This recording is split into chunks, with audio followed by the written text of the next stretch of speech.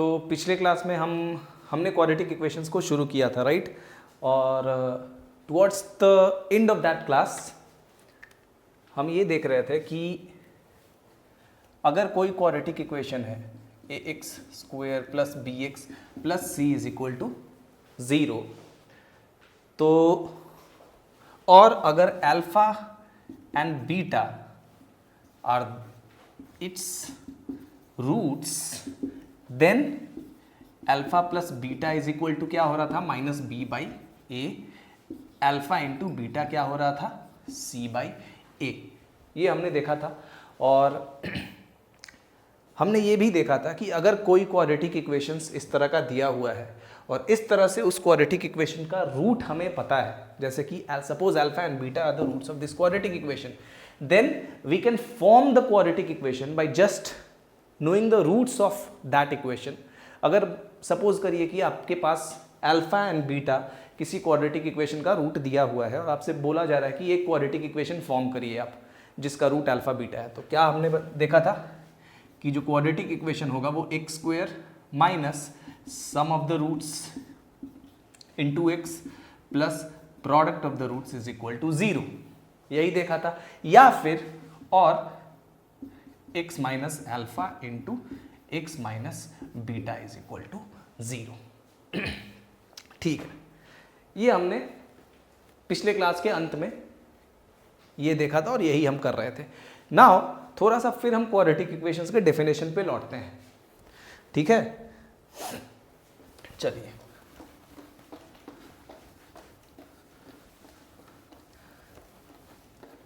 so we had studied that any quadratic equation is like ax² plus bx plus c is equal to 0, and the nature of the roots of this quadratic equation can be found by using the quantity b² minus 4ac, that is by checking the sign of this quantity, positive, negative, equal to 0। इस तरह से हम देख के nature किसी quadratic equation के roots का पता कर सकते हैं। Now this is a quadratic equation, इसका सॉल्यूशन क्या होता था, minus B plus minus square root of b² minus 4ac by 2a। ठीक है, सो जो स्क्वायर रूट के अंदर ये जो क्वांटिटी है, इसी क्वांटिटी को हम नेचर ऑफ रूट्स को पता करने के लिए किसी क्वाड्रेटिक इक्वेशन का यूज करते हैं।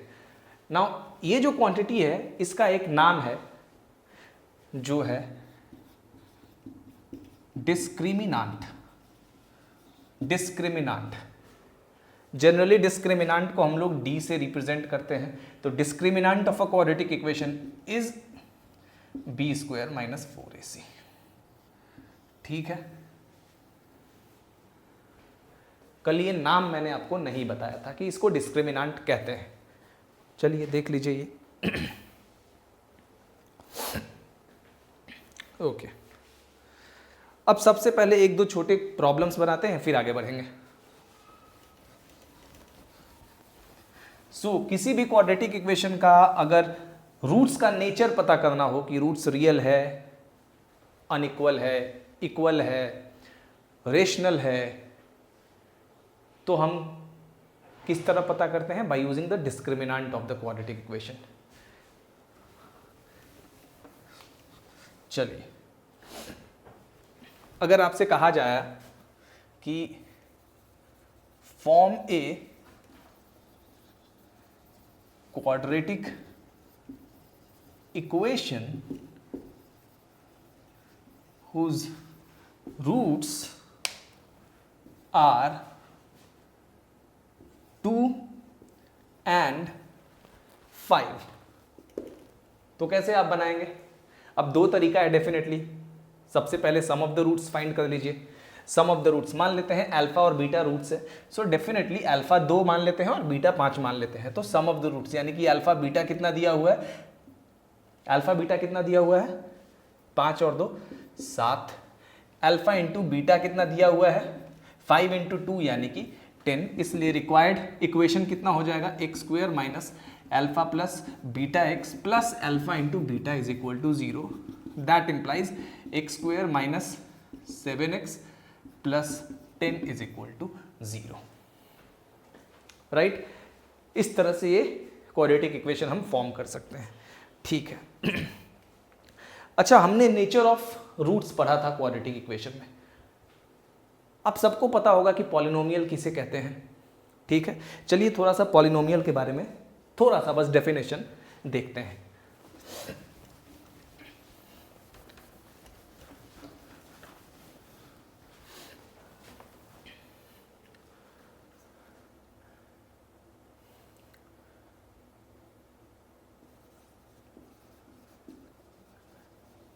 An expression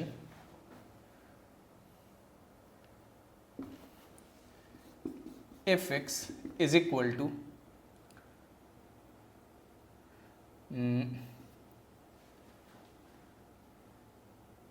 p naught x to the power n plus p1 x to the power n minus 1 plus p2 x to the power n minus 2 and so on to pn minus 1 into x plus pn is called a polynomial of degree n, जहां की n definitely कोई integer है, ठीक है। सो this is called a polynomial of degree n and p0, p1, p2 and so on to pn are called the coefficient of the polynomial, या of fx लिख देता हूं, of fx। यही polynomial होता है। अब जब हम कोई क्वाड्रेटिक एक्सप्रेशन को देखते हैं, यानी कि मान लेते हैं ये हमारा एक क्वाड्रेटिक इक्वेशन है, fx is equal to ax square plus bx plus c। Quadratic equation of course यही है। तो ये एक क्वाड्रेटिक इक्वेशन क्या है? एक पॉलिनोमियल है सेकेंड डिग्री का, बिल्कुल है, ये भी एक पॉलिनोमियल है सेकेंड डिग्री का। उसी तरह से पॉलिनोमियल थर्ड डिग्री का हो सकता है, फोर्थ डिग्री का हो सकता है, and so on, like nth degree तक का हो सकता है, ठीक है। अब सबसे इसमें महत्वपूर्ण बात है कि ये जो कोफिशिएंट्स हैं ये रियल भी हो सकते हैं और कॉम्प्लेक्स यानी कि इमेजिनरी भी हो सकते हैं, ठीक है। जब ये कोफिशिएंट्स रियल होते हैं तो ये रियल पॉलिनोमियल होता है। ऑफ कोर्स जब कॉम्प्लेक्स होते हैं तो कॉम्प्लेक्स इमेजिनरी हो जाता है ये। नाउ सबसे इंपॉर्टेंट चीज, क्वाड्रेटिक इक्वेशंस के रूट्स के बारे में हमें यहां से पता चलता है। आगे हम थ्योरी ऑफ इक्वेशंस में इसको और डिटेल में जानेंगे कि अगर कोई भी इक्वेशन हो ना, अब देखिए इक्वेशन ये पॉलिनोमियल है, मान लेते हैं इसके इस वाले चीज को देखिए, ये fx इज इक्वल टू इतना है, तो यही जब fx इज इक्वल टू 0 करते हैं तो यही हो जाता है ये एक इक्वेशन। अब सपोज ये पॉलिनोमियल nth डिग्री का है, सो जब हम इसको 0 से बराबर करेंगे तो this whole statement becomes the equation, some kind of equation of nth degree, ठीक है, ये हो जाएगा ऐसा। ना जब कोई भी इस तरह के इक्वेशन को हम सॉल्व करते हैं और सपोज करिए कि कोई पॉलिनोमियल है आपके पास fx, इस तरह का कोई पॉलिनोमियल fx है, ठीक है, और ये जो कोफिशिएंट्स p1, p0 यानी कि ये p2, p3, ये जितने भी कोफिशिएंट्स हैं ये सारे के सारे कोफिशिएंट्स रियल नंबर्स हैं। क्या है? रियल है, यानी कि रियल कोफिशिएंट्स है। अगर ऐसा है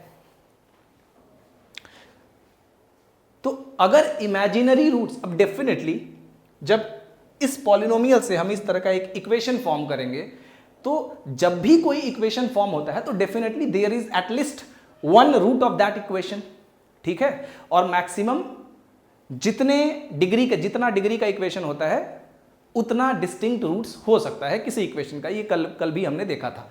नाउ तो अगर इस तरह के पॉलिनोमियल को हम लोग एक इक्वेशन बनाते हैं, फॉर्म करते हैं इस तरह के पॉलिनोमियल से, लाइक दिस, और मान लेते हैं कि ये जो कोफिशिएंट्स है इस पॉलिनोमियल का ये रियल कोफिशिएंट्स है। तो रियल कोफिशिएंट, अगर ऐसा सिचुएशन होगा तो ये डेफिनेटली अगर इसी पर्टिकुलर चीज को एफ एक्स की जगह रखते हैं तो ये एक nth डिग्री का इक्वेशन बनेगा। तो यहाँ पे n number of distinct roots आ सकते हैं, ठीक है। एक रूट तो डेफिनेटली, कोई भी इक्वेशन है तो एक रूट तो रहेगा, एक सॉल्यूशन तो उसका रहेगा ही रहेगा, but maximum n distinct roots हो सकता है, जैसे कि क्वाड्रेटिक में मैक्सिमम 2 डिस्टिंक्ट रूट्स हो सकते हैं, ठीक है। नाउ जब भी ऐसा सिचुएशन होगा कि ये कोफिशिएंट्स रियल हों और इस तरह का इक्वेशन हम फॉर्म कर रहे हैं, तो वहां पे उस केस में हमें रियल रूट्स भी मिल सकता है, इमेजिनरी रूट्स भी मिल सकता है। लेकिन इमेजिनरी रूट्स इस तरह के सिचुएशन में हमेशा पेयर्स में मिलते हैं। मतलब अगर एक इमेजिनरी रूट आया आपका a प्लस आई बी, तो एक और इमेजिनरी रूट आएगा a minus I B. Conjugates में, पेयर्स में, कॉन्जुगेट पेयर्स में इमेजिनरी रूट्स होते हैं, याद रखिएगा। So and we are going to prove it in theory of equations, not right now. Theory of equations में इसको हम लोग प्रूव करेंगे, ठीक है। वहां पे हम लोग हायर डिग्री के इक्वेशंस पढ़ेंगे। अब मैं क्यों नहीं बता रहा हूं थ्योरी ऑफ इक्वेशंस को क्वाड्रेटिक इक्वेशंस के साथ, इसका एक कारण है कि आपके सिलेबस में तो है क्वाड्रेटिक इक्वेशंस, तो जब मैं थ्योरी ऑफ इक्वेशंस बनाऊंगा तो आपके हायर स्टडीज के लिए पर्पस से बना, हायर स्टडीज के में जो आपके काम में आएगा उस पर्पस से मैं बनाऊंगा, राइट। तो वहां पे हम लोग थ्योरी ऑफ इक्वेशंस काफी डिटेल में करेंगे, ठीक है। तो मेरा पर्पस है जो आपके सिलेबस में जैसे क्वाड्रेटिक इक्वेशन है इसको सबसे पहले खत्म करवा देना, उसके बाद डेफिनेटली हम लोग थ्योरी ऑफ इक्वेशंस में एंटर करेंगे and there we will study all those higher equations in detail, ठीक है। तो यही कारण है कि थ्योरी ऑफ इक्वेशंस से ज्यादा कुछ मैं नहीं ले रहा हूं अभी, चलिए, बट इसको हम लोग थ्योरी ऑफ इक्वेशन में प्रूफ करेंगे। तो अब क्वाड्रेटिक पॉलिनोमियल, अगर एफ एक्स कोई क्वाड्रेटिक पॉलिनोमियल है A X square plus B X plus C is equal to 0, तो this becomes a quadratic equation, right. अगर ए बी और सी यानी कि coefficients of this quadratic equation is real, अगर इस quadratic equation का coefficient real है तो आपको हमेशा दो रियल डिफरेंट रूट यानी कि डिस्टिंक्ट रूट्स मिल सकता है, दो इक्वल रूट्स मिल सकता है, ठीक है, और दो इमेजिनरी रूट्स भी मिल सकता है अगर रियल कोफिशिएंट है तो। लेकिन इमेजिनरी रूट्स के केस में आपको जब भी एक इमेजिनरी रूट्स मिलेगा, क्वाड्रेटिक इक्वेशन की बात कर रहा हूं विथ रियल कोफिशिएंट्स, तो आपको अगर कोई एक रूट उसका इमेजिनरी मिला, मान लीजिए कि a प्लस आई बी, तो दूसरा रूट भी आपको a माइनस आई बी मिलेगा, मतलब इसी का कॉन्जुगेट, क्योंकि ये भी पॉलिनोमियल ही है ना, ये भी पेयर में ही रहेगा। अब चूंकि क्वाड्रेटिक इक्वेशन के साथ प्रॉब्लम ये है कि a quadratic equation can have maximum 2 distinct roots that we had already proved yesterday. Therefore, if one of the roots in this case is a plus ib, the other root is definitely going to be a minus ib, क्योंकि उससे ज़्यादा root तो होता नहीं है, दो ही root हो सकता है। तो उस केस में आपको सिर्फ दो इमेजिनरी रूट्स मिलेगा और दोनों एक दूसरे का कॉन्जुगेट होगा। याद रखिएगा, इस बात को मैं यहाँ पे नोट भी कर देता हूँ, ठीक है। और अगर ए बी सी इमेजिनरी है तो आपको इमेजिनरी रूट्स मिलेगा, लेकिन वहां पे जरूरी नहीं है कि आपको रूट्स पेयर में मिलेंगे, यानी कि दोनों रूट कॉन्जुगेट होंगे एक दूसरे के, जरूरी नहीं है, दोनों डिस्टिंक्ट भी हो सकते हैं। बट अगर रियल कोफिशिएंट्स है, यानी कि if a b and c are real numbers and in that case if you find one of the roots of the quadratic equation a plus I B, that is some imaginary quantity, the other root is also going to be an imaginary quantity which is the conjugate of the previous root, which is the conjugate of the other one. हमेशा ऐसा situation होगा with quadratic equation having real coefficients. इस चीज को note यहां पे कर देता हूं मैं, चलिए।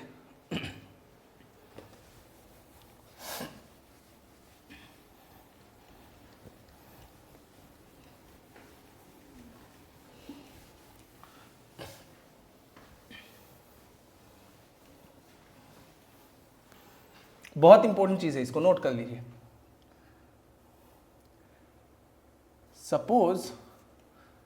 Suppose A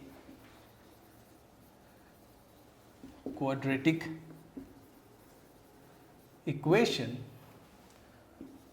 A X square plus B X plus C is equal to 0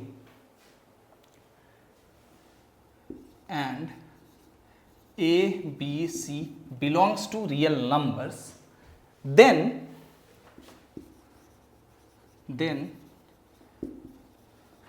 the roots of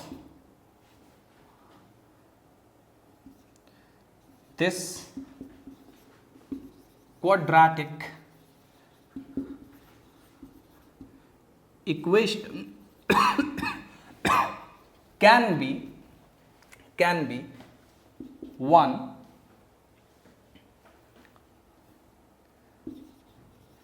real and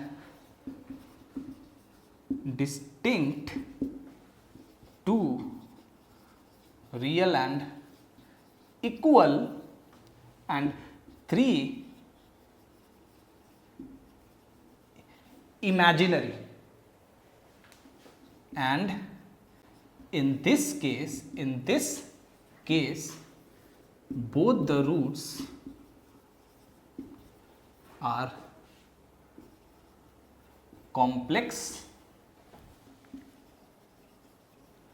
conjugate of each other. ठीक है, लिख लीजिए पहले इसको, बहुत इंपॉर्टेंट है। अब डेफिनेटली मैं थ्योरी ऑफ इक्वेशंस में इसको प्रूव करूंगा, यहाँ भी आप करके चेक कर सकते हैं, लेकिन जनरल वे में वहीं पे इसको प्रूफ करना ज़्यादा अच्छा रहेगा। ठीक है, प्रूफ करने में इसके कुछ है नहीं यहाँ पे।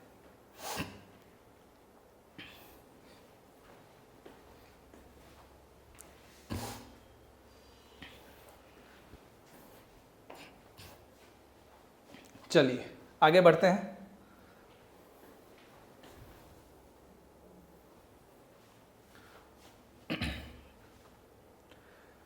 ठीक है,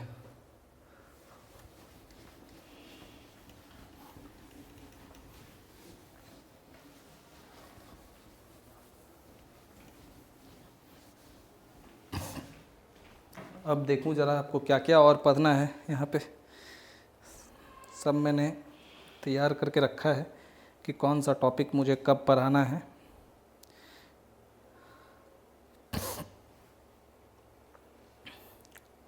हाँ, एक इम्पोर्टेंट चीज़, अब ये तो आपने देखा है कि अगर किसी क्वाड्रेटिक इक्वेशन का रूट अल्फा और बीटा है तो हम उस क्वाड्रेटिक इक्वेशन को कैसे डिटरमाइन कर सकते हैं।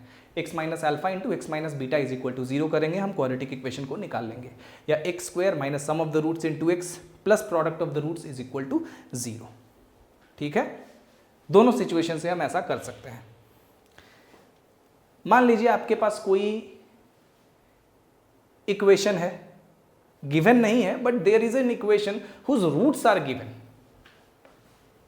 ठीक है, सपोज करिए कि कोई इक्वेशन है जिसका root alpha, beta and gamma are the roots of some equation. determine it।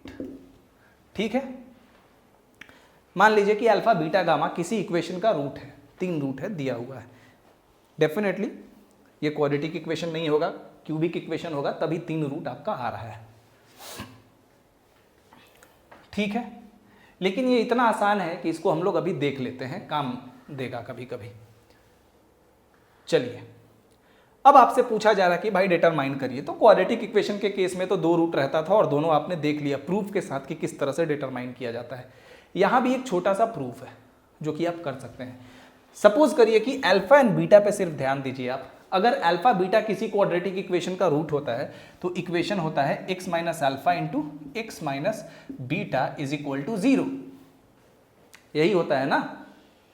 ठीक है भाई, इसका मतलब है कि जो भी इक्वेशन होता है वो x minus alpha is equal to 0 के लिए भी सेटिस्फाई होता है और x minus beta is equal to 0 के लिए भी सेटिस्फाई होगा। सेटिस्फाई होने का मतलब कि अगर x is equal to alpha substitute करेंगे क्वाड्रेटिक एक्सप्रेशन में, अगर ये इक्वेशन है कोई क्वाड्रेटिक, ये क्वाड्रेटिक एक्सप्रेशन है और ये पूरा इक्वेशन है। तो अगर x is equal to alpha, x के जगह यहां इस एक्सप्रेशन में सब्सटीट्यूट करेंगे तो हमें 0 मिलेगा। Similarly x is equal to beta substitute करेंगे तो भी हमें 0 मिलेगा।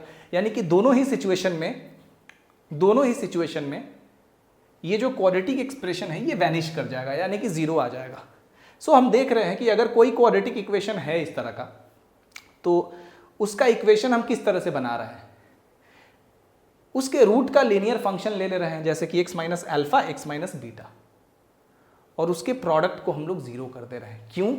वो इसलिए क्योंकि x माइनस अल्फा अगर इस तरह का सिचुएशन है, तभी तो अल्फा और बीटा के लिए ये सेटिस्फाई करेगा ना,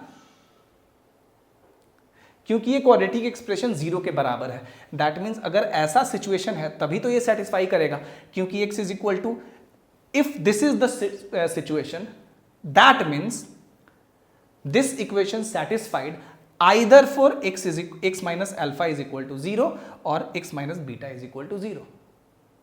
दोनों के लिए ये सेटिस्फाई कर रहा है, ठीक है, इसीलिए इस तरह से इसको लिखा जाता है। अब नाउ अपने इस गिवन क्वेश्चन के केस में आते हैं। यहां 3 रूट है, यानी कि जो भी इक्वेशन है the required equation must satisfy the following conditions: x minus alpha is equal to 0। That is equation के, जो भी इक्वेशन होगा उसके लेफ्ट साइड में यानी कि एक्सप्रेशन होगा और इज इक्वल टू 0 होगा। तो वो इक्वेशन उस तरह से होगा, मान लेते हैं ऐसा होगा कुछ a, और यहाँ पे एक अननोन क्वांटिटी यानी कि x इस तरह से, या ऐसे रखिए ना, f(x) इज इक्वल टू 0, ठीक है। तो इसका क्या मतलब है कि अगर x is equal to alpha रखेंगे तो f alpha is equal to 0 हो जाएगा हमारा। कोई यहां पे दिक्कत आपको नहीं होनी चाहिए, बिल्कुल नहीं होगी। Also x minus beta is equal to 0 and x minus gamma is equal to 0। इन तीनों सिचुएशंस के लिए सेटिस्फाई करेगा जो इक्वेशन होगा मेरा। क्यों भाई? क्योंकि ये तीनों रूट है उसके। रूट का मतलब 0 पॉइंट ऑफ दिस एक्सप्रेशन, यानी कि x के जगह जैसे ही हम रूट्स को एक एक करके रखेंगे तो f(x) बराबर 0 आएगा। जैसे x बराबर अल्फा रखेंगे तो f अल्फा 0 आएगा, बीटा रखेंगे तो f बीटा 0 आएगा, गामा रखेंगे तो f गामा 0 आएगा, ठीक है। चलिए, इसलिए द इक्वेशन मस्ट बी क्या होना चाहिए? x minus alpha, x minus beta, x minus gamma is equal to 0। Multiply करिए, आपको एक क्यूबिक इक्वेशन मिल जाएगा, वही आपका रिक्वायर्ड इक्वेशन हो जाएगा। तो आपने देखा 3 रूट दिया हुआ है तो बड़ी आसानी से आप इक्वेशन को निकाल सकते हैं। उसी तरह कितना भी रूट दिया हुआ है इस तरह से तो आप उस इक्वेशन को बड़ी आसानी से निकाल सकते हैं, ठीक है। तो कोई दिक्कत नहीं है। चलिए, so if roots of some equation are given, you can easily determine the equation by using this principle. आगे बढ़ते हैं, अब 2-3 क्वेश्चन बनाते हैं, फिर देखेंगे कि क्या करना है आगे।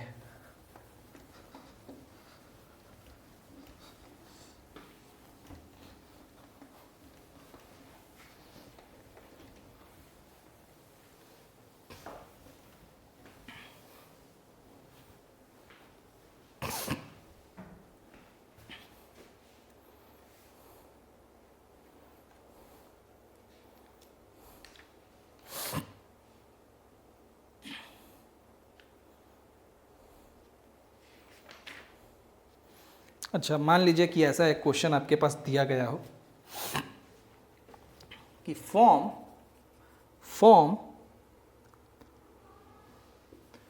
एन इक्वेशन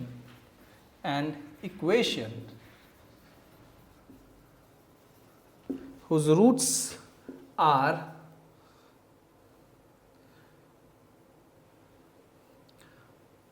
-3 प्लस -5i, ठीक है।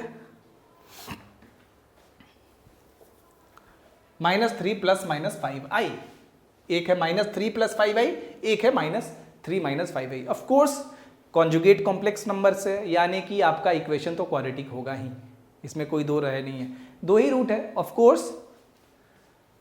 और चूंकि कॉन्जुगेट कॉम्प्लेक्स नंबर से, तो आपको ये भी पता है कि जो कोफिशिएंट्स होगा रियल होगा, हमने देखा। चलिए भाई, तो इक्वेशन क्या हो जाएगा, x minus alpha into x minus beta is equal to 0, x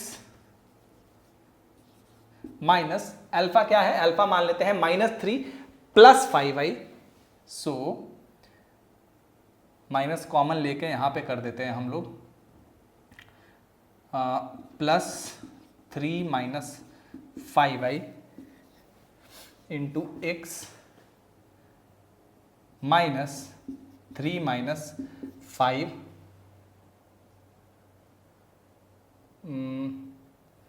यहाँ से मैंने लिया एक -3 प्लस 5i और एक -3 माइनस 5i, ठीक है ठीक है ठीक है। यहाँ से माइनस कॉमन लूँगा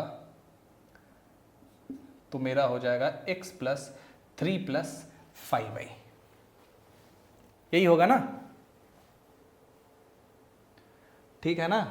माइनस कॉमन ले लिया यहाँ से मैंने माइनस को कॉमन ले लिया है, तो आ जाएगा, माइनस पहले से होता है तो x plus 3 minus 5i minus common लेने से, और यहाँ पे माइनस कॉमन लिया तो x plus 3 plus 5i is equal to 0। Multiply करिए, मल्टीप्लाई करेंगे तो कितना आ जाएगा, x square plus 3 plus 5i into x plus 3 minus 5i into x plus 3 minus 5i into 3 plus 5i कितना हो जाएगा भाई, 9 माइनस 25i स्क्वायर। याद रखिए आई स्क्वायर का वैल्यू क्या होता है, -1 is equal to 0। Complex number याद है ना, काम लगेगा आगे, कॉम्प्लेक्स नंबर रिवाइज कर लेना है आप सबको, ठीक है। यहाँ से x कॉमन लेते हैं तो कितना आ जाएगा, 3 plus 5i plus 3 minus 5i, minus 5i plus 5i cut जाएगा, 3 3 कितना हो जाएगा 6, यानी कि प्लस 6x, और यहाँ कितना हो जाएगा 9 plus 25, 9 plus 25 34 plus 34 is equal to 0, ठीक है। मान लीजिए आपको एक और इक्वेशन दूसरा कहा गया इस तरह से कि आपको दिया गया है कि form an equation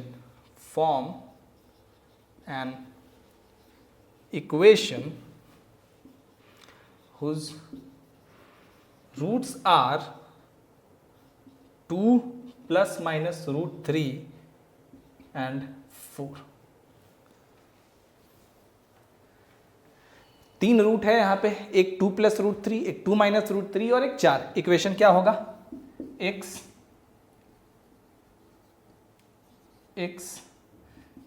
minus 2 plus √3 into x minus 2 minus √3 into x minus 4 is equal to 0। Answer आपका आ जाएगा, करके देख लीजिए। सो इस तरह से हम इक्वेशन को फॉर्म कर सकते हैं। देखिए क्वाड्रेटिक इक्वेशंस के प्रॉब्लम्स को सॉल्व करने के लिए आपको कॉन्सेप्ट अच्छा होना चाहिए, दैट्स इट, आप सॉल्व कर लेंगे, ठीक है। आगे जो नेक्स्ट क्लास होगा उसमें साइन वाइन के बारे में हम लोग देखेंगे, तो वहाँ से थोड़ा एडवांस्ड सेक्शन में हम एंटर कर जाएंगे क्वाड्रेटिक इक्वेशंस के। शुरू में तो बेसिक सब ही है ये सब, ठीक है, ये सारा कुछ बेसिक्स ही है। मेन आपको थ्योरी ऑफ इक्वेशंस में जब एंटर करेंगे ना, तो वहाँ पे इक्वेशंस का जो असली मिस्ट्री है, so those mysteries will be found in theory of equations, not in quadratic equations. Quadratic equations काफ़ी इंपॉर्टेंट चैप्टर है। क्यों भाई, क्योंकि इसका यूज़ लगभग सारे टॉपिक्स में होता है, जैसा कि मैंने पिछले क्लास में आपको शुरू में बताया भी था। इसलिए क्वाड्रेटिक इक्वेशंस बहुत यूज़ में आएगा। और जब थ्योरी ऑफ इक्वेशंस पढ़ेंगे ना, तो थ्योरी ऑफ इक्वेशंस को भी इनफैक्ट पढ़ने के लिए हमें क्वाड्रेटिक इक्वेशंस थोड़ा सा जानना आवश्यक है। अब जहाँ तक बात हुई आपके इस लेवल के एग्जामिनेशंस की, जेई की, एडवांस या मेंस की, तो यहाँ पे आपसे क्वाड्रेटिक इक्वेशंस के ही क्वेश्चंस पूछे जाते हैं, क्योंकि क्वाड्रेटिक इक्वेशंस ही सिलेबस में है आपके। ठीक है, चलिए आगे बढ़ते हैं।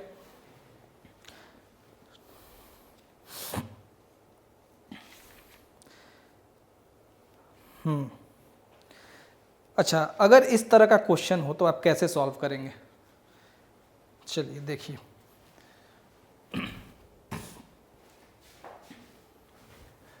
बेसिकली आज हम लोग ज़्यादा एक दो और पर्टिकुलर थ्योरम्स हैं बेसिक्स, और उसके बाद थोड़ा सा प्रॉब्लम्स ही आज ज़्यादा हम लोग एग्जाम्पल ही समझेंगे, और नेक्स्ट क्लास में जाके हम लोग फिर थोड़ा क्वाड्रेटिक एक्सप्रेशंस के साइंस के बारे में देखेंगे, common factors, conditions of common factors के बारे में देखेंगे, लीनियर फैक्टर्स के बारे में देखेंगे कि किसी क्वाड्रेटिक फंक्शन को किस तरह से लीनियर एक्सप्रेशंस में ब्रेक किया जाता है। तो ये सब कुछ हम लोग नेक्स्ट क्लासेस में, अपकमिंग क्लासेस में देखेंगे। ठीक है, चलिए अब एक क्वेश्चन है आपके पास, जैसे कि when x is equal to 3 plus 5 root minus I by 2, find the value of 2x cube plus 2x square minus 7x plus 72 and show that it will be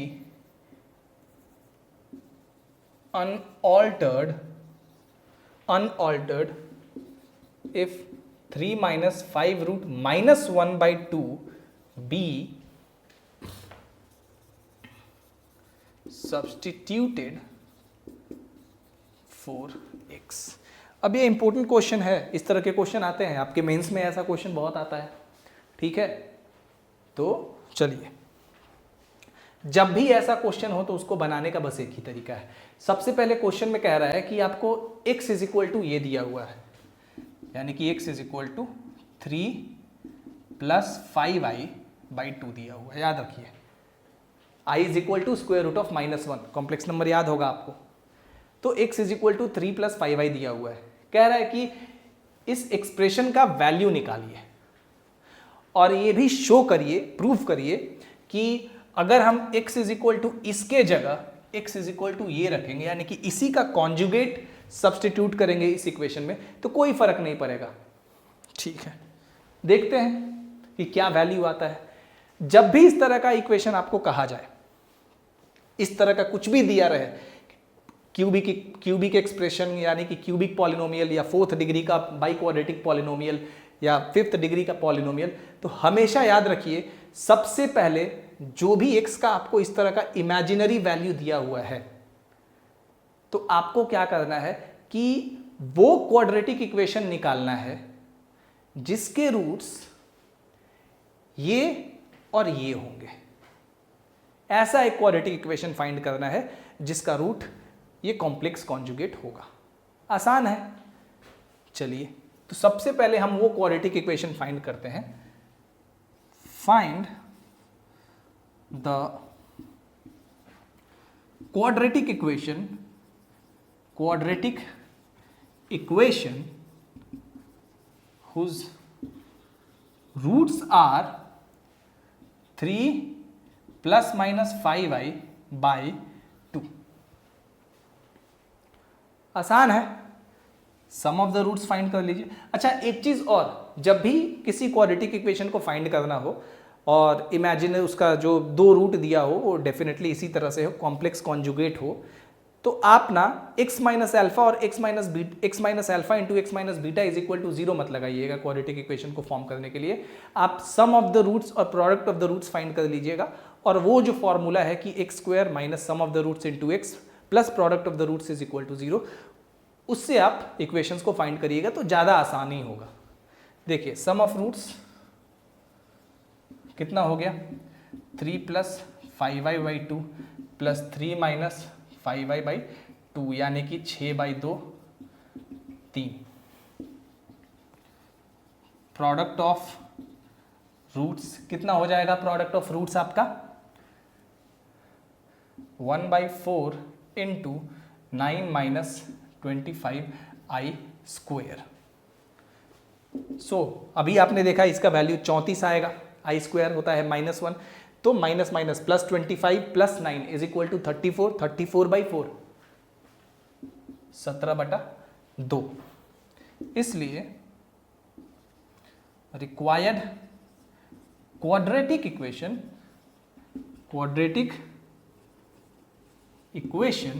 is x square minus sum of the roots यानी कि 3x plus product of the roots is equal to 0। इसी को थोड़ा हम short कर लेते हैं, 2x square minus 6x plus 17 is equal to 0। So this is the quadratic equation. Now ये आपका आ गया।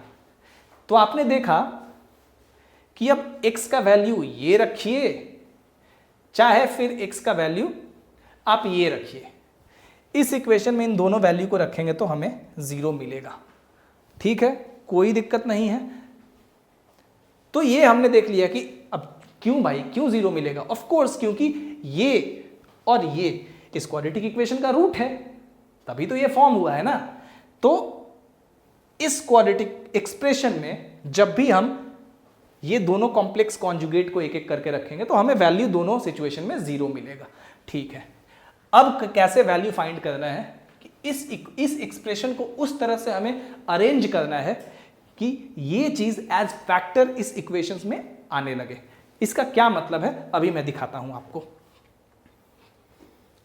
इसलिए 2x cube plus 2x square minus 7x plus 72 2। अब एक चीज देखिए, क्वाड्रेटिक ये वाला हमें चाहिए, इस तरह से अरेंज करना है कि ये चीज यहां पे आए। तो सबसे पहले तो 2x क्यूब है, तो अगर x बाहर लेके हम 2x square minus 6x plus 17, इसको करना बिल्कुल आसान है, काफी सारे स्टूडेंट्स को पता होगा, नए स्टूडेंट्स को दिक्कत होगी। देखिए सबसे इसको कुछ नहीं करना है, सबसे पहले ब्रैकेट में ये चीज लिख देना है आपको, ये एक्सप्रेशन ये लिख दिया आपने। अब पहला वाला क्या है आपका 2x क्यूब, तो कुछ ऐसा यहां पे मल्टीप्लाई करना है कि पहला आपका 2x क्यूब आ जाए। तो x से मल्टीप्लाई करेंगे तो ये पहला जो टर्म है वो 2x क्यूब आ गया। चलिए पहला टर्म आपका 2x क्यूब आ गया। दूसरा टर्म क्या आ रहा है? Minus 6x square. ठीक है, आपको चाहिए क्या? Plus 2x square. आपको प्लस 2x स्क्वायर चाहिए, आपका आ रहा है माइनस 6x स्क्वायर। तो अगर माइनस 6x में प्लस 8x जोड़ देंगे तो हमें क्या मिलेगा? माफ करिएगा, माइनस 6x स्क्वायर में प्लस 8x स्क्वायर जोड़ देंगे तो हमें क्या मिलेगा? Plus 2x square. कैसे आएगा ये भाई? ब्रैकेट में लिख लीजिए 2x square minus 6x plus 17, 4 दूनी 8 और प्लस चाहिए तो प्लस, और यहां पे अगर 4 हमने कर दिया, पहला टर्म तो यहां आ गया था, दूसरा माइनस 6x स्क्वायर। ठीक है, बस दूसरे पे ध्यान दीजिए, तीसरे पे अभी ध्यान नहीं देना है। और यहां 4 2 जा 8x स्क्वायर, तो प्लस 8x स्क्वायर में से माइनस 6x स्क्वायर गया तो प्लस 2x स्क्वायर आ गया। ये भी आपका खत्म हो गया। अब तीसरे टर्म की तरफ बढ़िए, माइनस 7x है। अब 17x, x के साथ एक टर्म यहां पे आ रहा है तो 17x है, और यहां पे कितना आ रहा है? 68, 68 कितना आ रहा है यहां पे? 68। ध्यान दीजिए 17x प्लस 68 आ रहा है ना? ठीक है, तो हमें चाहिए क्या? अच्छा एक चीज बहुत महत्वपूर्ण चीज देखिए, हम तीसरे टर्म के लिए बात कर रहे हैं ना, यानी कि x वाला टर्म चाहिए हमें। ठीक है, तीसरे टर्म यहां पे 17x है, यहां पे x वाला टर्म कौन है? ये है ना, 6 4 जा 24, तो प्लस 17x और माइनस 24x, माइनस 24x में से प्लस 17x गया तो कितना बचा? Minus 7x। तो ये वाला टर्म हमारा आ चुका है, कुछ नहीं करना है। अब चौथे टर्म की तरफ बढ़ते हैं। यहां तो कुछ भी चौथा टर्म, यहां चौथा टर्म कांस्टेंट है तो यहां तो ध्यान ही नहीं देना है, कांस्टेंट आएगा यहां पे, यानी कि 17 चौक 68, 68 में कितना जोड़ दें हम, बस 4 जोड़ देना है, बाकी तो सब आ चुका है, तो यहां 4 लिख दीजिए x। अब हमें कौन सा वैल्यू रखना है, ये वैल्यू रखना है, और ये भी प्रूफ करना है कि अगर इसको भी रखें x के जगह तो वैल्यू कोई फर्क नहीं पड़ेगा, बिल्कुल। अब ये जो एक्सप्रेशंस है, इन एक्सप्रेशंस में अगर x आप ये रखें या ये रखें, आएगा कितना आपका 0, तो x इंटू 0 प्लस 4 इंटू 0 और अंत में प्लस 4, यानी कि 4। सो 4 इज द रिक्वायर्ड वैल्यू। बहुत आसान है, ऐसा जब भी प्रॉब्लम आए तो आपको ऐसे ही बनाता है। मैं 2-3 प्रॉब्लम ऐसे आपको अभी दे देता हूं। चलिए आगे बढ़ते हैं।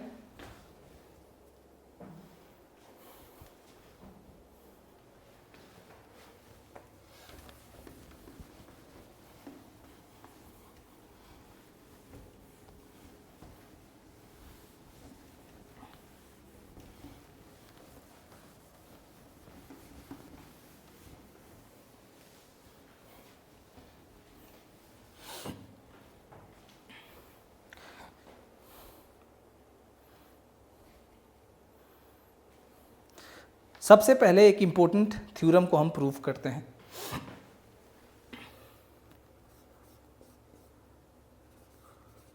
To find the condition that the roots of ax square plus bx plus c is equal to 0 may be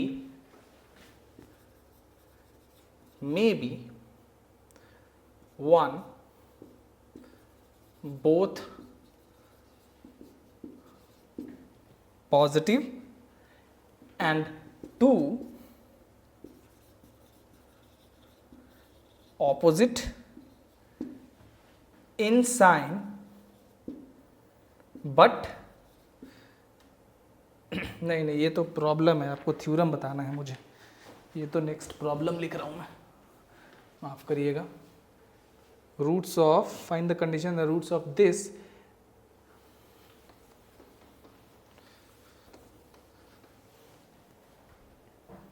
एक मिनट।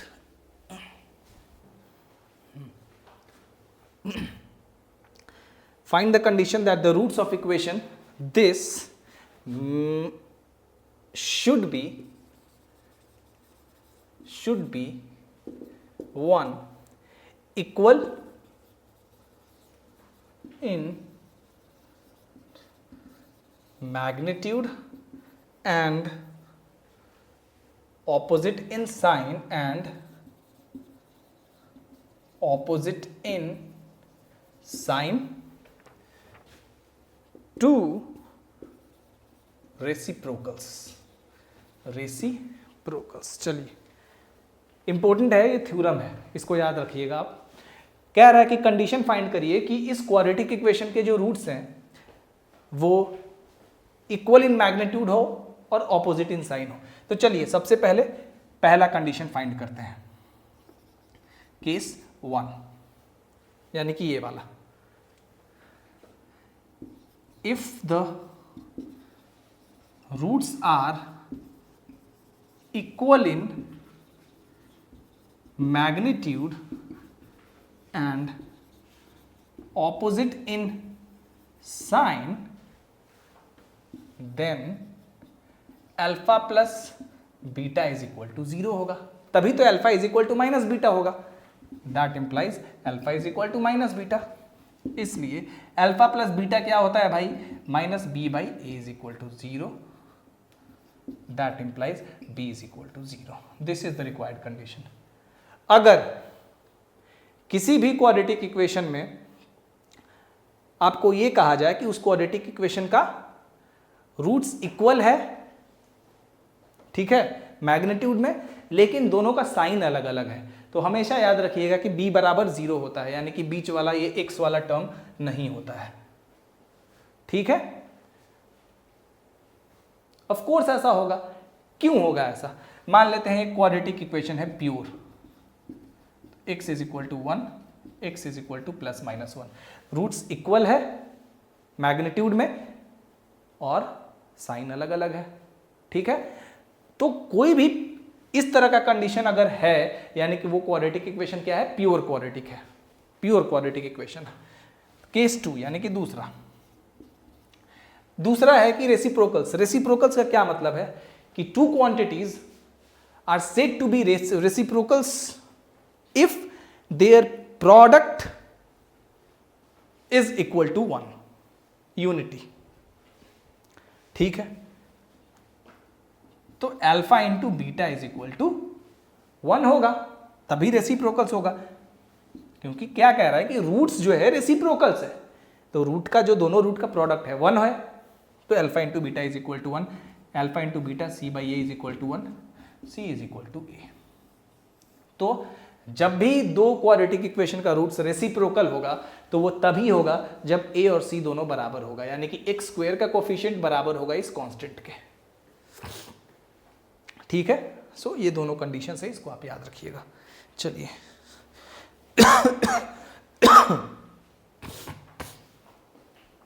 आगे बढ़ते हैं।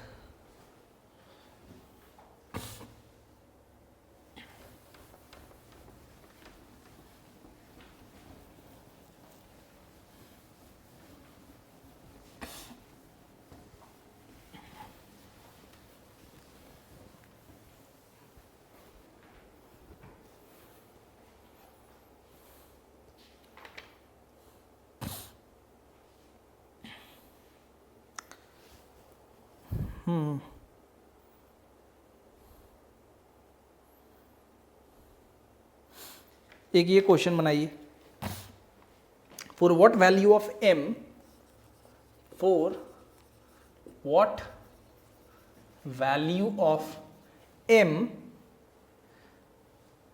will the equation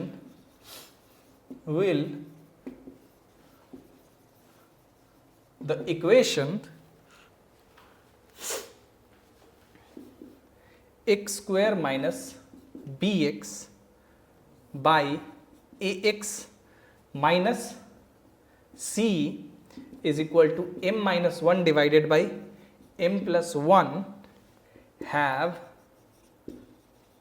roots equal in magnitude but opposite in sign। भैया but opposite in, अभी आपने देखा कि इसका क्या होगा, अभी जस्ट यू हैव सीन कि what happened for this condition. सबसे पहले तो इसको थोड़ा ठीक ठाक से लिख लेते हैं, बिगड़ा हुआ रूप है इसका, सजा लेते हैं इसको। चलिए,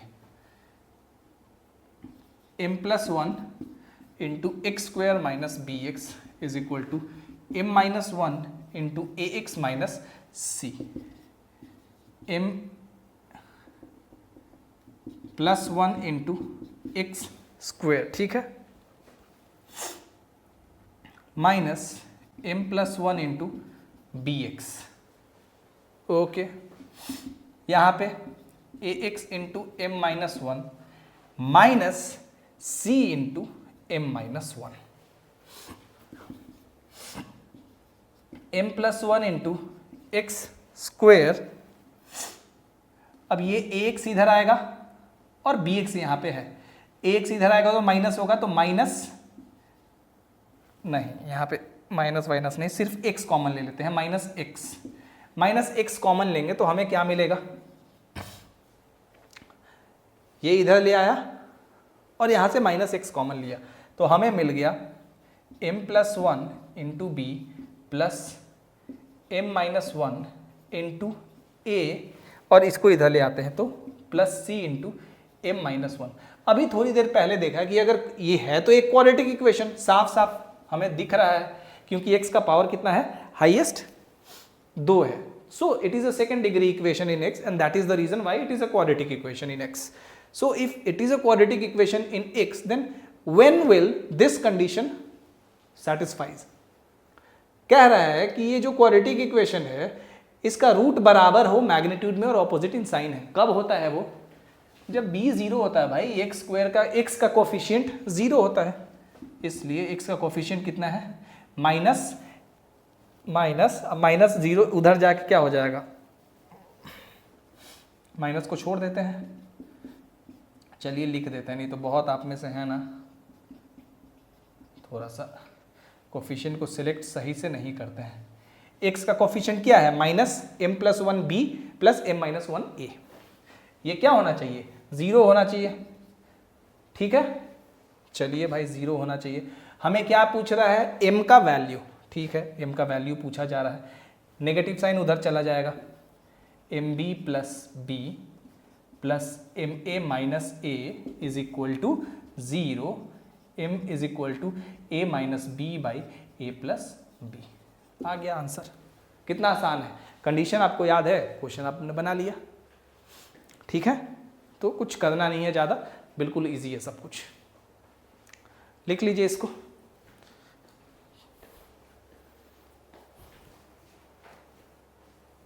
चलिए,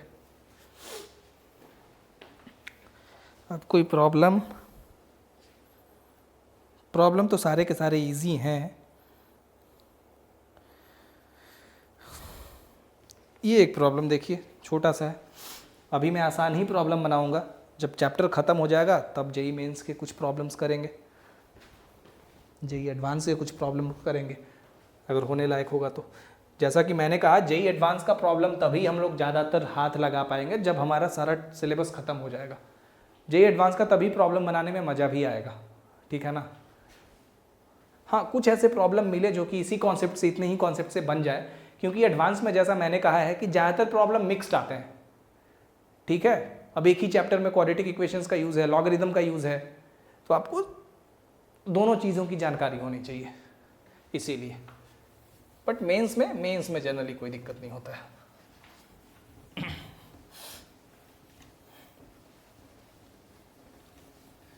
इसीलिए सारे टॉपिक्स को डिटेल में करना जरूरी है, आधा अधूरा नहीं, और थोड़ा माइंड ओपन रख के करना है, क्योंकि बहुत जो स्टूडेंट्स हैं ना वो नोट्स के पीछे, अरे नोट्स बना लें, नोट्स बना लें। नोट्स ठीक है आप बनाइए, बट यहाँ पे तो इतना कुछ लिख ही दे रहा हूँ मैं ना, तो उसको लिखिए। और आजकल तो आप ऑनलाइन करते हैं तो सारा कुछ आप दोबारा तिबारा आप देख सकते हैं जाके। सो इम्पोर्टेंट चीज़ उसी समय आप नोट कर सकते हैं जब हम कहते हैं तो। ठीक है, जब अभी जो थ्योरम मैंने बताया कि किस कंडीशन में किसी क्वाड्रेटिक इक्वेशन के जो दोनों रूट होंगे वो रेसिप्रोकल्स होंगे, किस कंडीशन में दोनों रूट इक्वल इन मैग्नीट्यूड होंगे और ऑपोजिट इन साइन होंगे, तो ये सब कुछ आपको लिख लेना है। अब ये नहीं कि एक एक चीज़ आप छापते जाइए, लिखते जाइए, that is not how you can do maths. थोड़ा सा दिमाग ओपन रखना होगा, क्योंकि आगे चल के ना आपको एक एक टॉपिक अलग अलग किताब से पढ़ना होगा। तब आप क्या करेंगे? ठीक है, तो थोड़ा सा दिमाग ओपन रख के पढ़ना चाहिए। ये नहीं कि एकदम एक एक चीज़ छापते जाए, नहीं। वहाँ से देखिए, वहाँ से जो आपको लगा कि इम्पोर्टेंट है नोट इट डाउन। पहले समझिए, जो भी मैं करा रहा हूँ पहले समझिए, और समझने के बाद फिर आप शुरू से वहाँ से जाइए, पॉज करिए, खुद से ट्राई करिए, नहीं हो तो वीडियो को शुरू करिए, लेक्चर देखिए, फिर समझिए, तब लिखिए। एक बार एटलीस्ट समझने की कोशिश करिए, try to understand the topic. ठीक है, उसके बाद आपको करना चाहिए वो सब कुछ। इस तरह से ज़्यादा अच्छा रहता है आपके लिए। चलिए, और नोट्स अपने अकॉर्डिंग बनाइए कि आपको इस पर कौन सा चीज़ इंपॉर्टेंट लगा, क्योंकि बहुत सारे बुक्स ऐसे हैं ना जिनमें आप देखेंगे कि बिना मतलब का भरा हुआ है। नाम नहीं लेना चाहता हूँ मैं, इतने मोटे मोटे किताब हैं, लिखा तो हुआ है क्वाड्रेटिक इक्वेशंस, उसमें पता नहीं कौन कौन सा इक्वेशन वो घुसाया हुआ है यार। तो इससे अच्छा एक अलग चैप्टर बना देना थ्योरी ऑफ इक्वेशंस के नाम से, उसमें सारा कुछ बता देना। लेकिन नहीं भाई, नाम तो हमने रखना है क्वाड्रेटिक इक्वेशंस, और उसमें सारा इक्वेशंस थोड़ा थोड़ा करके बता देना है, ये फलाना, ये ढिमका, ये वो। ऐसे फिर क्या फ़ायदा करके? बच्चे भी कंफ्यूज हो जाते हैं वैसे कि अरे यार ये कहाँ से आ गया क्वाड्रेटिक इक्वेशन कह के, ये तो बड़ा टफ है। टफ नहीं है, वो गलत जगह एंट्री कराई हुई है उसकी, इसलिए वो टफ लगता है। आप क्वाड्रेटिक इक्वेशंस करेंगे, जब मैं आपको थ्योरी ऑफ इक्वेशंस बताऊंगा तब देखिएगा आपको कितना आसान लगेगा वो। ठीक है, क्योंकि मैं एक साथ सब कुछ क्लटर नहीं करना चाहता है कि एक ही साथ पकड़ के। अब क्वाड्रेटिक इक्वेशंस का मतलब है quadratic equations, that's it. Straight lines पढ़ा रहा हूं तो मैं स्ट्रेट लाइंस पढ़ा रहा हूं, उस समय मेरा ध्यान इधर उधर नहीं है कि ये भी थोड़ा सा करा दूं, ये भी थोड़ा सा करा दूं, ऐसे नहीं होता भाई, ठीक है। तो नोट्स अपने अकॉर्डिंग बनाइए। अब जैसे ही क्वाड्रेटिक इक्वेशंस है, पहले लेक्चर देखिए, समझिए एक एक चीज, ठीक है। कुछ आपको लगे कि नहीं, अगर कुछ आपको मुझे कहना है कि आपने ये चीज नहीं बताया है, आप मेरे से कमेंट करिए, पूछिए। जब लाइव क्लास लेने लगूंगा तो आप लाइव पूछिएगा मेरे से कि क्या टॉपिक छूटा है, कि ये टॉपिक मुझे बताना, आपको बताना चाहिए, मैं सारा कुछ बताऊंगा। But try to make your notes by yourself, just watch the lectures, वहां से देखिए कि हाँ ये चीज़ मुझे बड़ा इंपॉर्टेंट लग रहा है, इसको मैं नोट डाउन करता हूँ, ठीक है। और मैं बहुत जल्दी आपको प्रॉब्लम्स प्रोवाइड करूँगा, ठीक है, बहुत जल्दी प्रॉब्लम्स प्रोवाइड करूँगा। अब अकेले पढ़ जा रहा हूँ, एक ही साथ सब कुछ करना पड़ रहा है, इसीलिए थोड़ा सा लोड जो है ना बहुत ज़्यादा है मेरे ऊपर अभी, तो इसलिए मैं प्रॉब्लम्स प्रोवाइड नहीं कर पा रहा हूँ। बट मैं महीने भर के अंदर कोशिश कर रहा हूँ कि प्रॉब्लम्स आपको प्रोवाइड करूँ, एटलीस्ट बुक्स के प्रॉब्लम पहले प्रोवाइड करूँ, ठीक है ना। जहाँ जिस क्लास में मैं जेई एडवांस का प्रॉब्लम लूँगा या जेई मेंस का प्रॉब्लम्स का क्लास होगा, उसमें मैं जेई मेंस के प्रॉब्लम्स आपको दूंगा।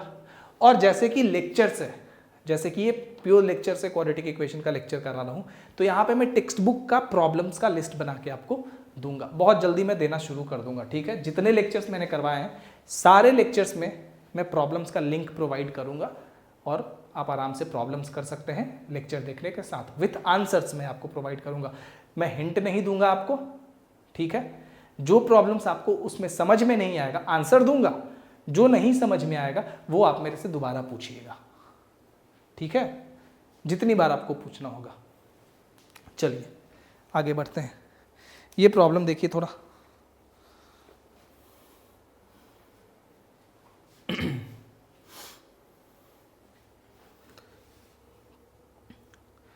if alpha beta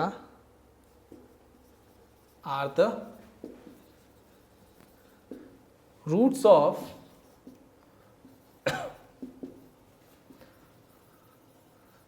the equation ax square plus bx plus c is equal to 0, find the values of alpha 4 beta 7 plus alpha 7 beta 4। ठीक है भाई, सबसे पहले तो अल्फा बीटा इस क्वाड्रेटिक इक्वेशन का रूट है, तो जब इस क्वाड्रेटिक इक्वेशन का रूट है तो alpha plus beta is equal to minus B by A. पिछले क्लास में और इस क्लास में थोड़ा सा मैं ज़्यादा जोर नहीं लगा पा रहा हूँ तबीयत खराब होने के कारण, जैसा आप सबको पता है, तो उसके लिए थोड़ा सा मुझे क्षमा करिएगा, ठीक है। ठीक हो रहा हूँ धीरे धीरे, तो उसके बाद मैं जोर भी लगाने लगूंगा। जोर लगाना मतलब थोड़ा सा बहुत एकदम लेजी टाइप का मैं दिख रहा हूँ अभी, ठीक है, तो उसके लिए थोड़ा सा sorry for that. Alpha plus beta is equal to minus B by a and alpha into beta is equal to c by a. Now alpha 4 beta 7 plus alpha 7 beta 4, ठीक है। अल्फा 4 बीटा 4 कॉमन ले लेंगे तो आएगा alpha cube plus beta cube. अब तो कुछ करना ही नहीं है भाई, alpha 4 beta 4 alpha cube plus beta cube, alpha plus beta, alpha square minus alpha into beta plus beta square, alpha 4 beta 4 alpha plus beta, alpha square plus beta square को क्या लिख सकते हैं, अल्फा प्लस बीटा का whole square minus 2 alpha beta, और minus alpha beta पहले से है, alpha into beta whole to the power 4 alpha plus beta, यहाँ पे आ गया alpha plus beta whole square minus 3 alpha beta is equal to alpha into beta हमारा है C4 बाई A4, है ना। Alpha beta C by A है तो पावर 4 है तो C4 by A4। Alpha plus beta कितना है भाई हमारा, माइनस बी बाई ए। कोई दिक्कत? बिल्कुल नहीं। चलिए भाई, alpha plus beta minus B by A, उसका whole square, B square by A square, very good, minus 3c by A, very good. कितना आ गया भाई, c4 by a4 into minus B by A, इसको लिख सकते हैं हम 3ac minus B square by A square. और जब ऐसा लिखेंगे तो ये माइनस माइनस प्लस हो जाएगा, यहाँ से माइनस कॉमन ले लिया है मैंने, ठीक है ना। क्या आ गया, इसके बाद क्या आ गया, ऊपर में आ गया आपका b into c to the power 4, b into c to the power 4 into 3ac minus B square divided by a to the power 7। ठीक है ना, ठीक है। करिए इसको।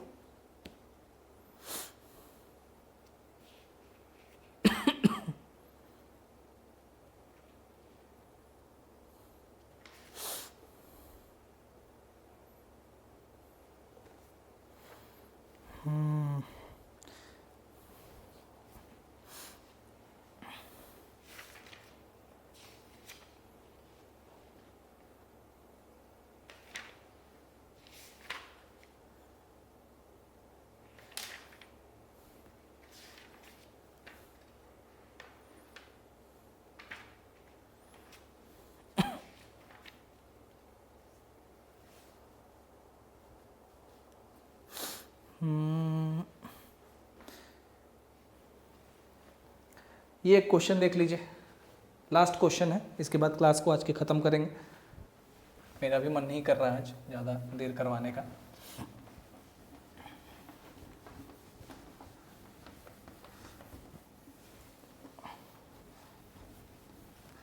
कल वाले क्लास से थोड़ा सा इसमें जब इसके साइन वगैरह के बारे में हम पढ़ेंगे, इनइक्वालिटीज थोड़ा सीखेंगे तो और मज़ा आने वाला है। Find the condition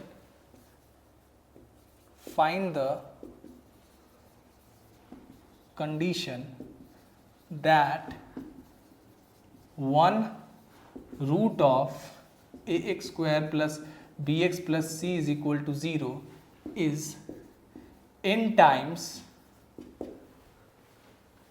the other। ठीक है, एक रूट जो है दूसरे का n टाइम्स है। मान लेते हैं कि एक दूसरा रूट बीटा है, तो एक रूट कितना हो जाएगा,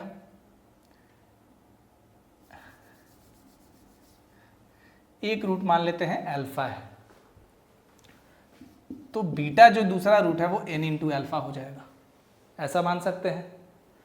ठीक है, इसलिए अल्फा प्लस बीटा यानी कि alpha plus N alpha is equal to minus B by A.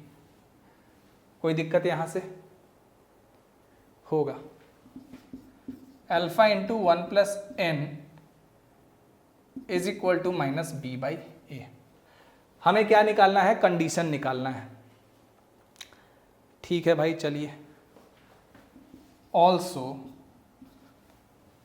Alpha into beta is equal to alpha into n into alpha is equal to c by a, product of the roots, so alpha square is equal to c by a n। alpha is equal to यहाँ से कितना आया है, minus b by a into 1 by n plus 1 का whole square is equal to c by a n। ठीक है, यहाँ से हमारा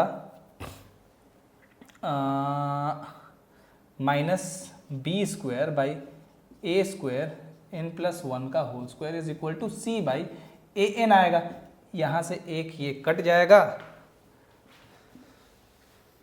क्या हो जाएगा हमारा, बी स्क्वायर, ये माइनस हटा दीजिएगा, स्क्वायर है ना तो माइनस हट जाएगा, b square n is equal to a c into n plus 1 का होल स्क्वायर। यही हमारा रिक्वायर्ड कंडीशन हो जाएगा। ठीक है, तो अभी तक आपने क्वाड्रेटिक इक्वेशंस में क्या क्या पढ़ा, क्वाड्रेटिक इक्वेशन का डेफिनेशन आपने देख लिया, रूट्स के नेचर को कैसे फाइंड किया जा सकता है डिस्क्रिमिनेंट को यूज करके, वो आपने देख लिया।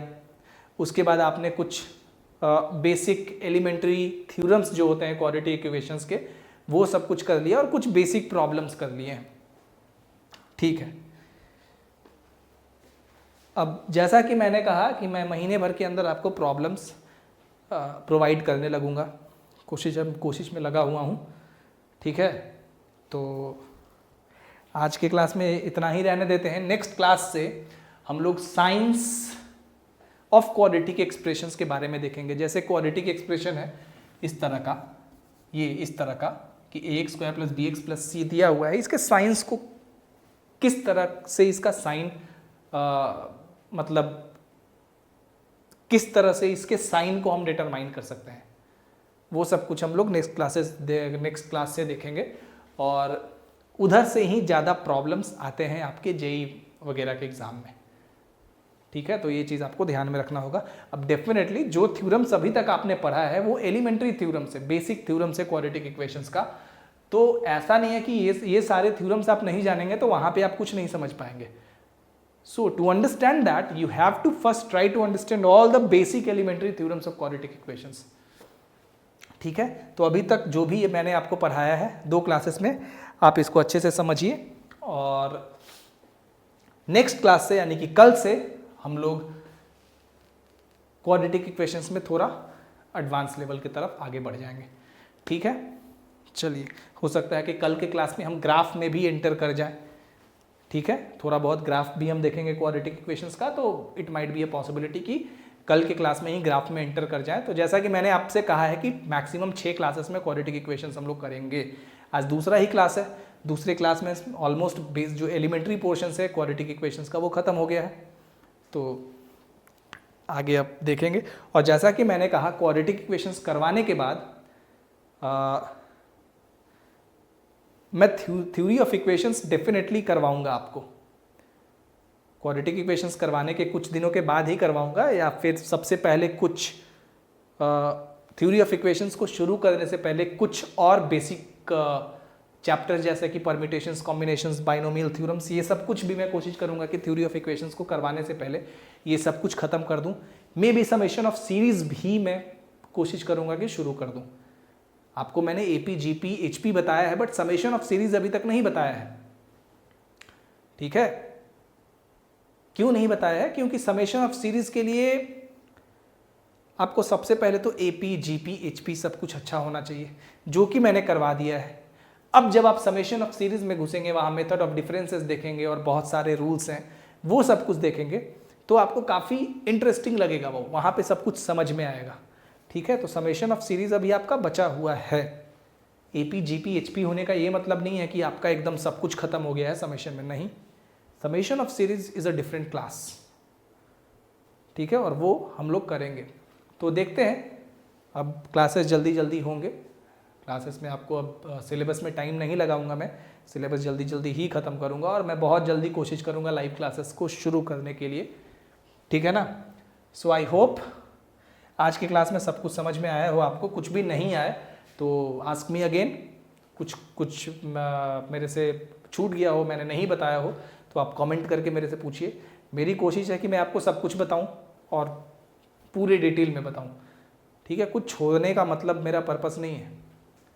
अगर कुछ अभी आपको लग रहा है कि छूटा हुआ है तो वो जानबूझ के मैं छोड़ रहा हूं, क्योंकि उसके लिए मैंने स्पेशल क्लास रखा हुआ है।